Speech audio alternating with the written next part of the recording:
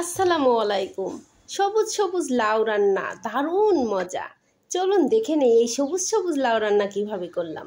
একটি লাউ নিলাম। প্রথমে আমি এই লাউটাকে বটি দিয়ে হেঁচড়ে হেঁচড়ে তারপরে লাউটাকে ছোটো ছোটো টুকরা করে কেটে নিলাম। অন্যদিকে আমি একটি পাতিল চুলায় দিয়ে সেখানে কিছু মরিচটাকে হালকা করে সেদ্ধ করে সেটাকে ব্লেন্ড করে নিলাম। অন্যদিকে আমি প্যান দিলাম চড়িয়ে চুলায়, তারপর একটু ছোটো করে কেটে রাখা পেঁয়াজ দিয়ে ভেজে নিলাম। সঙ্গে দিলাম শুকনো কয়েকটি মশলা, জিরা, মিষ্টি জিরা, তেজপাতা আর সাদা ফল।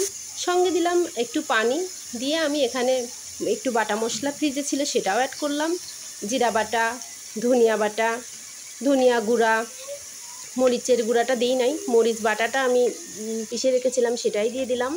মাছ দিয়ে দিলাম, হলুদের গুঁড়া, লবণ পরিমাণ মতো সব কিছু দিয়ে পানি দিয়ে আমি মাছটাকে ভালো করে কষিয়ে নিলাম ঢাকনা দিয়ে।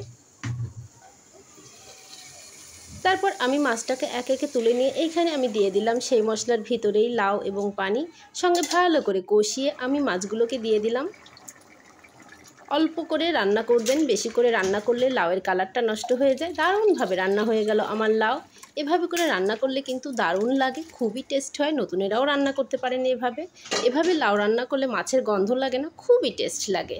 নতুনেরাও রান্না করতে পারেন এবং যে কেউ রান্না করতে পারেন, এভাবে খুবই মজা লাগে। একবার রান্না করে দেখবেন, সবুজ সবুজ লাউ রান্না খুবই মজা লাগে। এটা কালার চেঞ্জ হয়ে গেলে কিন্তু একদমই মজা লাগে না। এভাবে লাউ রান্না শরীরের জন্য খুবই উপকারী। ওকে, টাটা, গুড বাই।